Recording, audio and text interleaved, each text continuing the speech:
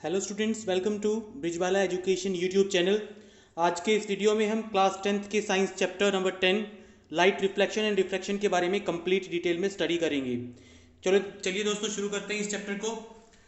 ये जो चैप्टर है ये क्लास 10 साइंस में फिजिक्स का चैप्टर 1 है, सीबीएसई सिलेबस का और स्टेट बोर्ड्स के सिलेबस का।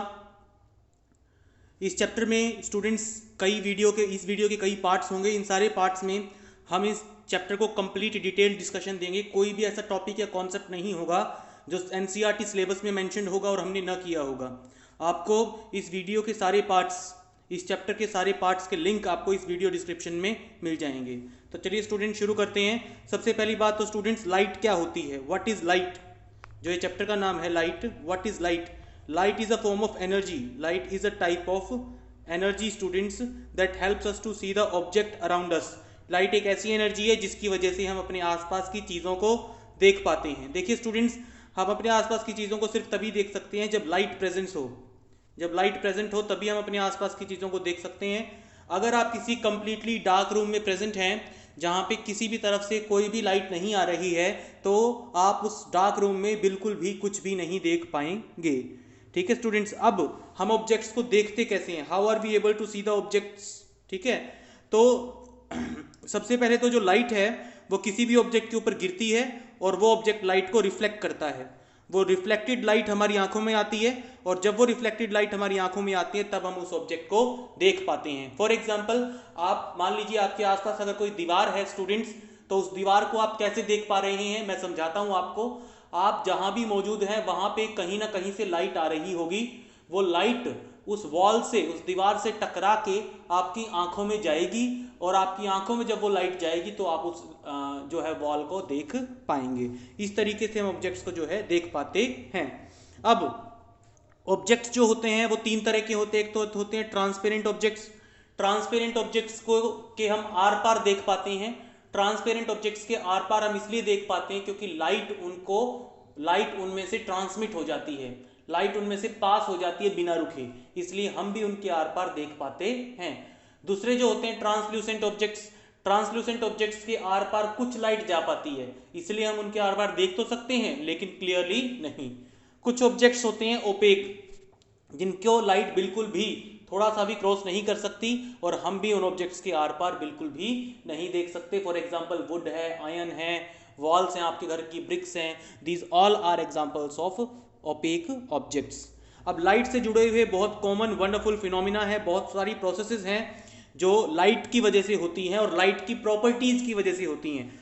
फॉर एग्जाम्पल, हम लोग मिरर में इमेज बना पाते हैं, मिरर्स में अपने आप को देख पाते हैं, मिरर में इमेजेस देख पाते हैं, स्टार्स की ट्विंकलिंग होती है, ठीक है, रेनबो, कलरफुल जो रेनबो होता है 7 कलर्स का, ठीक है, और लाइट की बेंडिंग।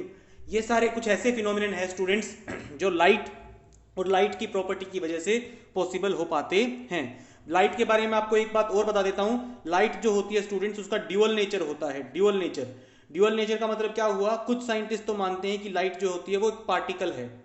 लाइट एक तरह की पार्टिकल है। कौन से पार्टिकल्स होते हैं लाइट के अंदर? फोटोन्स।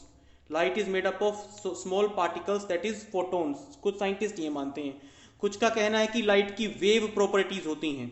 लाइट के अंदर, लाइट जो होती है एक तरह की वेव होती है, जैसे हमने साउंड वेव के बारे में पढ़ा था लास्ट क्लास में, 9th क्लास में। उसी तरीके से कुछ साइंटिस्ट कहते हैं कि लाइट भी एक तरह की वेव होती है। तो स्टूडेंट्स, दोनों ने ही अपने अपने जो है पॉइंट्स को प्रूव किया है। यानी लाइट के कुछ ऐसे फिनोमिना हैं जो ये प्रूव करते हैं कि लाइट पार्टिकल नेचर की होती है।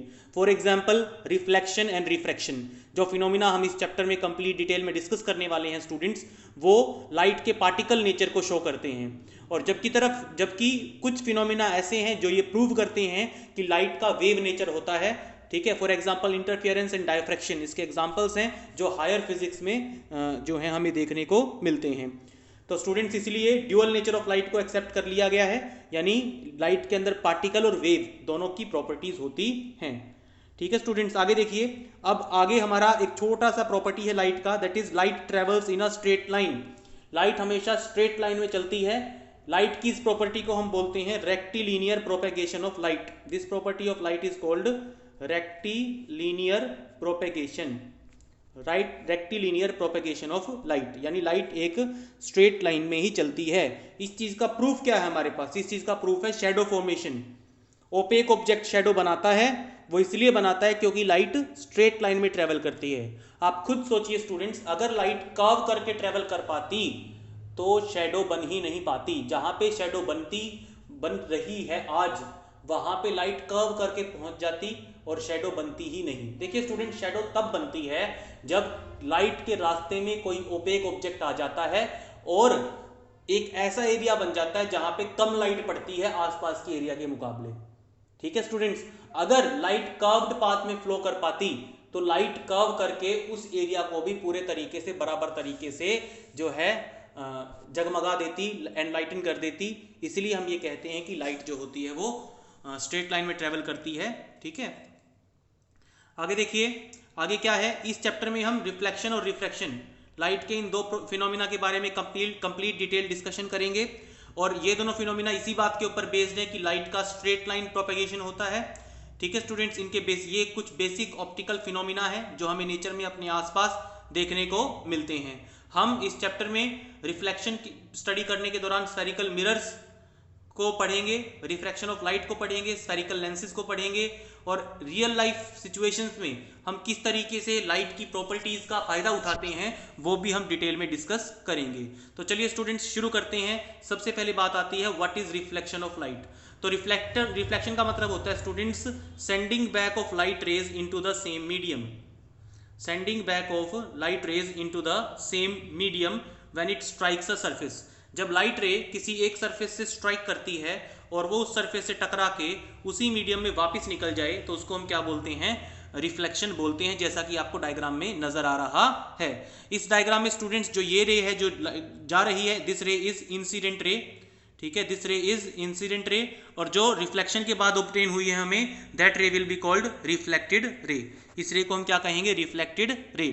और जो ये सरफेस है, ये सरफेस, इस सरफेस के जिस पॉइंट के ऊपर लाइट रे ने टच किया है, इस पॉइंट को हम कहेंगे point of incidence. This point will be called point of incidence. आगे देखिए स्टूडेंट्स, इस पॉइंट ऑफ इंसिडेंस के ऊपर अगर हम 90 डिग्री का एक एंगल बनाएं, अगर हम 90 डिग्री का एंगल बनाएं, यहाँ पे जैसे मैंने बनाया, ये 90 डिग्री का एंगल बनाया मैंने, तो इस लाइट रे को हम क्या कहेंगे? नॉर्मल। सॉरी, इस इमेजिनरी रे को हम क्या कहेंगे? नॉर्मल। ये कुछ ऐसी बातें हैं जो छोटी क्लासेस में आपको समझाई जाती हैं, पढ़ाई जाती हैं, सिखाई जाती हैं। ठीक है स्टूडेंट्स, ये तो हो गया हमारा सरफेस, ये होगी हमारी इंसिडेंट रे जो मैंने अभी आपके सामने बनाई है, ये आपकी हो गई रिफ्लेक्टेड रे, ये आपका होगा पॉइंट ऑफ इंसिडेंस जो मैंने ए मार्क किया है, और ये जो 90 डिग्री के एंगल पे बनी हुई है ये आपकी हो गई नॉर्मल। नॉर्मल और इंसिडेंट रे के बीच में जो एंगल बना है इसको हम कहेंगे एंगल ऑफ इंसिडेंस। नॉर्मल और रिफ्लेक्टेड रे के बीच में जो एंगल बना है इसको हम कहेंगे एंगल ऑफ रिफ्लेक्शन। ये कुछ बेसिक टर्म्स हैं जो हमें पता होनी चाहिए रिफ्लेक्शन स्टडी करने से पहले।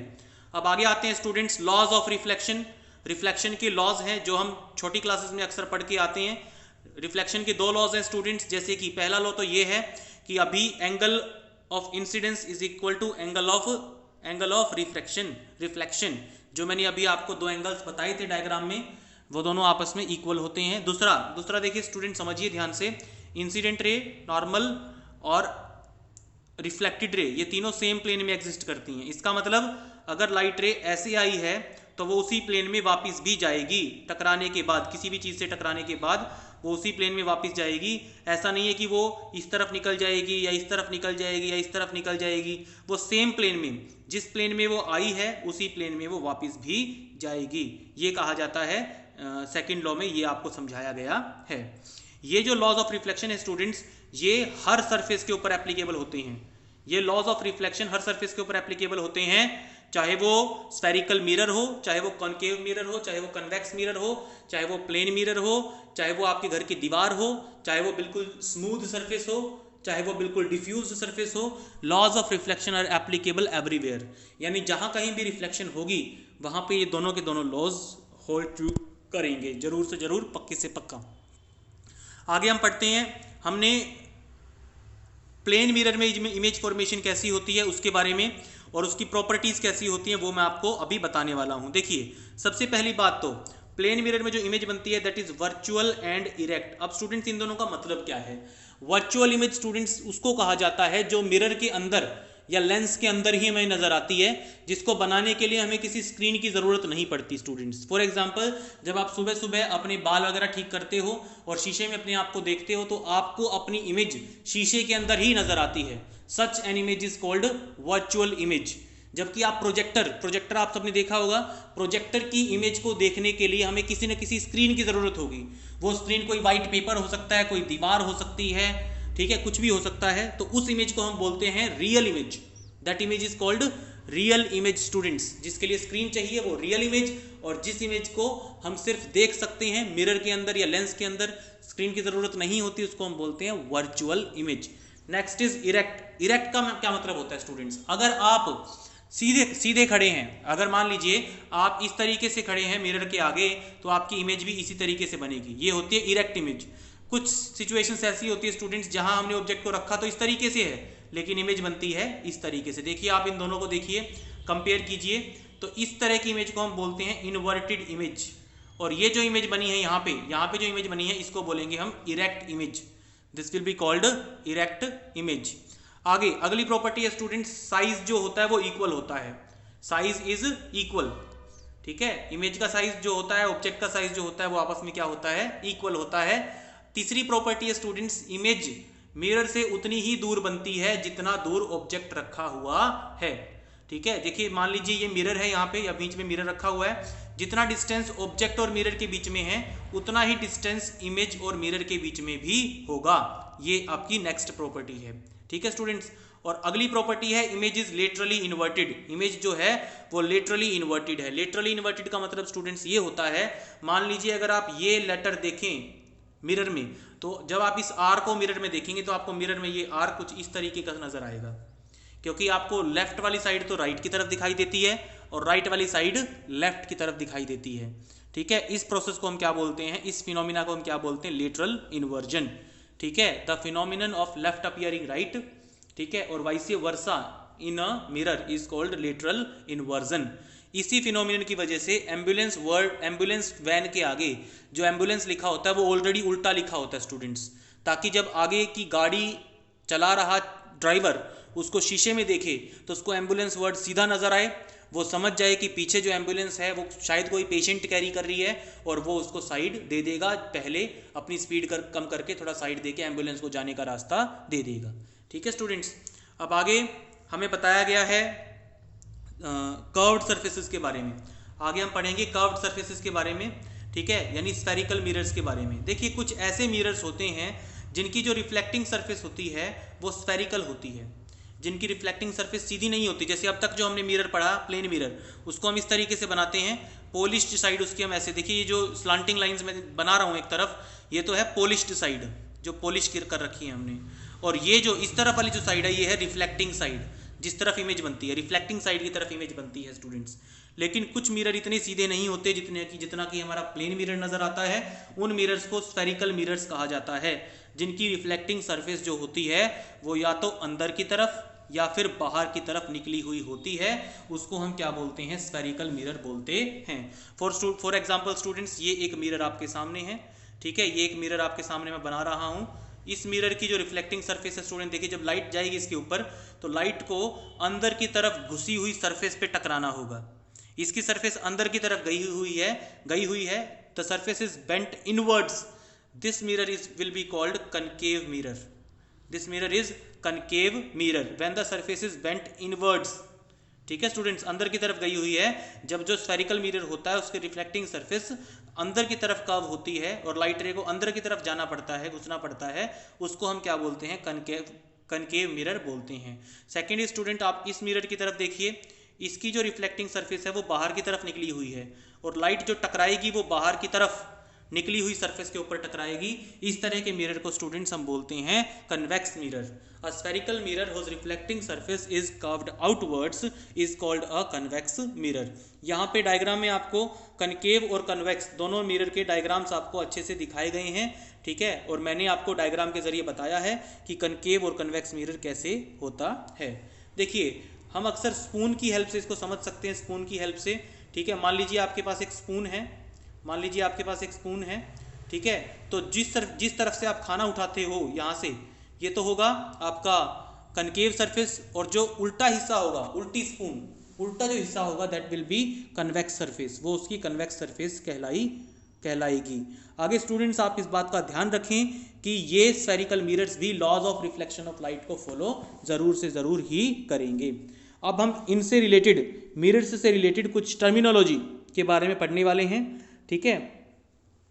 आगे देखिए, सबसे पहले स्फेरिकल मिरर किसे कहा जाता है, इसी की डेफिनेशन में आपको बता देता हूँ।